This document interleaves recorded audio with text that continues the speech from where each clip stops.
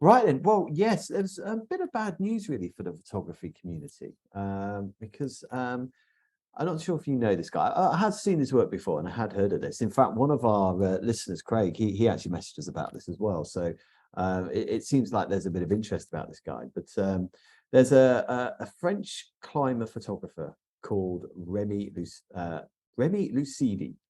Um, and unfortunately, he's been found dead in Hong Kong, believed to have fallen from a high-rise building whilst attempting one of his climbs and photography. Now, do check his social media stuff because some of the photographs that this guy's taken is incredible, mainly because of where he is and, quite frankly, the kahunas you got to have to do this sort of thing.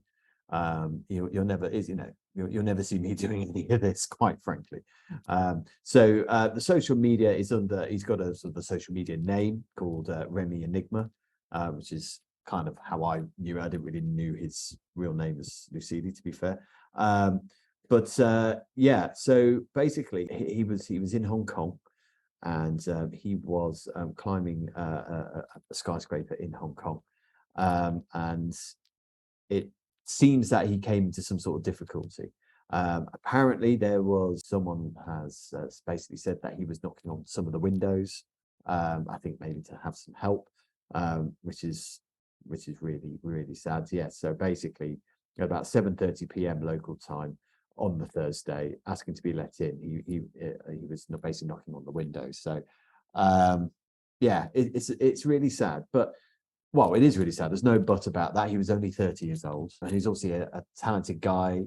He's obviously a very experienced guy when it comes to climbing. But it does come into. I, I have a little question about it, and I don't know really how. I want to be completely respectful because I know the guy has died, but um, is a certain responsibility that I guess someone has to sort of take on when you're doing this. I mean, he could have landed on someone. This was an urban setting, it wasn't on top of a cliff in the middle of nowhere. He could have landed on someone, he could have landed on a car, he could have caused an accident. And I just don't know how I feel about it, to be honest. I understand part of the allure of what he does is the danger. And I get that when it's just danger of himself. A lot of these extreme climbs, unfortunately, they do. I've heard he's not the first one I've heard that this has happened to, um, and I do wonder where the responsibility. If he had landed on someone, that other person would be dead too. So I don't know. What do you think about that, Cam? Where do you sit? Yeah. Mark, as you said, and you said exactly right, actually, in that we have to be respectful of what's happened here because somebody who's died so young. Yeah, I mean, he is a son. He may have a partner, and Yeah, exactly, and he's got a family. yeah, that's right. Yeah, and it's not everything has been reported because we don't quite know what's what. There's one or two other reports I've read here where one of his pals says his death was not accidental because it's impossible for skilled climbers. It's impossible for skilled climbers to fall. Yeah, I mean, I read that as well, but he does then concede that he did get into difficulties. So Yeah, exactly. That's right. Yeah, I mean, you can't take it for granted. I mean, recently, Mark, we've had a couple of stories, haven't we, where someone was hit with a camera. There was a TV camera that struck a protester recently. Yeah. There's all sorts of accidents and things that happen, no matter how careful you are sure with that everything. protester was necessarily accidentally hit. I don't know. No, yeah, maybe he wasn't. That's right. Yeah. And this guy was doing something that was beyond brave, what he was trying to do. And yes, he was getting some incredible images, and why he couldn't have taken those images with a drone or something in this day and age, right? Well, I'm guessing that, but like I said, but that's part of the allure. charm. It's Yeah, part of exactly. the thing, isn't it? Yeah, That he's the final frontier of photography, or I guess that kind of thing. Yeah. But I've seen since then, and I think it's because we did this story, but I've seen no end of things that have come up on my feed where I've seen clips of photographers at an event or at a shoot or something. They've stepped back and they've fallen into a swimming pool, or they've tripped. There was a great, well, sorry, it's not. I don't mean to say it was a great one. There was one that I had to watch it 3 or 4 times because he was shooting someone, an artist on stage, and he stepped back and he fell off the stage. Really? And Oof.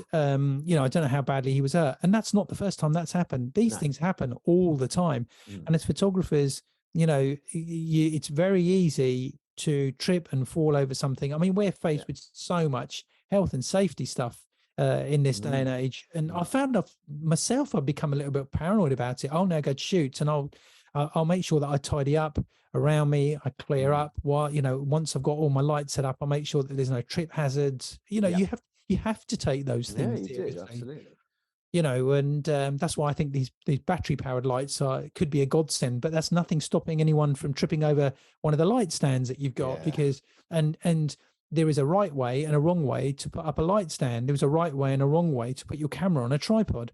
You know, and so when you've got a light stand, you've got a tripod, you need to know how to actually put it up and keep it safe. But so even from your everyday photographer's point of view, there's always a risk of not just of damaging your equipment or injuring yourself, but really of injuring another person, injuring a third party.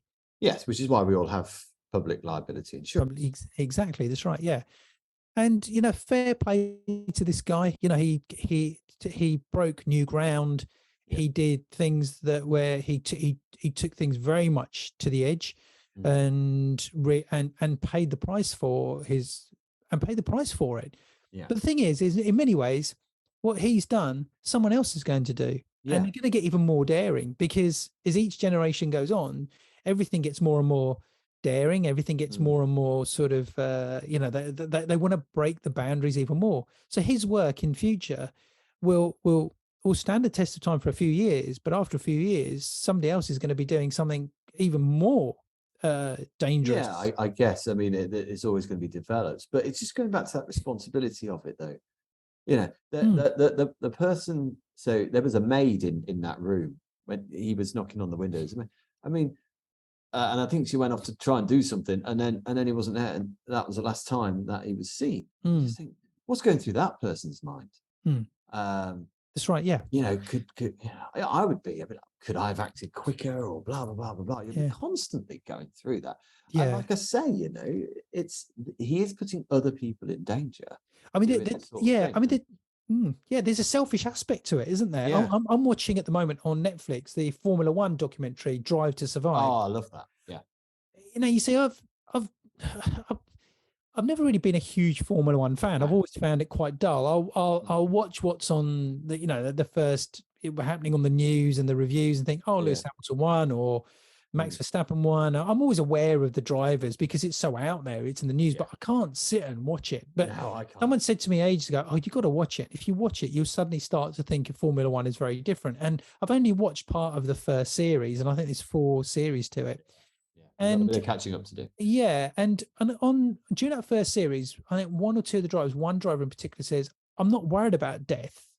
I'm not worried about driving like this. You know, this is the risk I take, and dying and death doesn't worry me." Now, it may not worry him, okay, but that driver has got family that's going to be left behind. That driver has got a whole team of people. They've got a team of investors. Yeah, I mean, I would say it is quite different, though. It's got I know fans, what you're saying. right? They've got all the people that are very close to them. Forget the fans, forget the supporters for a moment. The people that were responsible for building that car, putting him in that car, and training him and driving him to that point when he says that, "Hey, I'm not afraid of dying." Now, you might actually say, is that really brave? Wow, he's brave. God, you know, he must, he's on the edge. I admire that in somebody. Or do you actually say, do you know what? That's pretty selfish. I think it's a bit different, to be honest with you, because actually Formula One, I mean, the casualties are minimal these days. I mean, the way they design the car, I think it really changed when Senna died. It really changed. They've really changed the car. The car just crumples and takes all the impact, and the driver walks off scot-free. Mm. That happens a lot. I think someone has died in the last couple of years. Is it Leclerc or something? I think that's the episode I'm watching. Is it? There was no Bianchi. Was it Bianchi? Bianchi. I Bianchi. can't remember. Yeah. I'm not big on Formula One. Yeah. But yes, someone did die recently. Yeah, they did. Yeah. I mean, that was the one you on season 1, so that was about 4 years. It's 2018. It's about 2018, 2019. Yeah. So yeah, but I guess that's a bit different because you're putting yourself in danger, you're putting other drivers in danger, and there is definitely a sort of a code of conduct between the drivers, isn't there? And if someone slightly goes out of it, if you watch Drive to Survive, you'll know that these drivers do have pretty much a pop at each other if they feel that code of conduct. Oh God, yeah, that's right. Yeah. So there is that kind of that in the, but back in like the 70s or 60s, whatever, with Formula One, I mean, you had like bystanders, watchers that they could go onto the track, take photographs, and then get out of the way before the car comes around. I mean, you can't do that anymore because that's right. Yeah. Horrifically dangerous. So, and it's different, and the responsibility really is by Formula One. These people who are climbing these towers. I mean, I don't know the ins and outs of this particular one for Remi, but did he get permission to climb that tower? I'm guessing not. Well, yeah, there was something. There was something. I think it's in the article where a friend says that it wasn't an accident because it just doesn't happen. But it goes on to say something like that the security guys tried to stop him. Now that could have been that could have been a different. I'm looking at it here. It says security officers.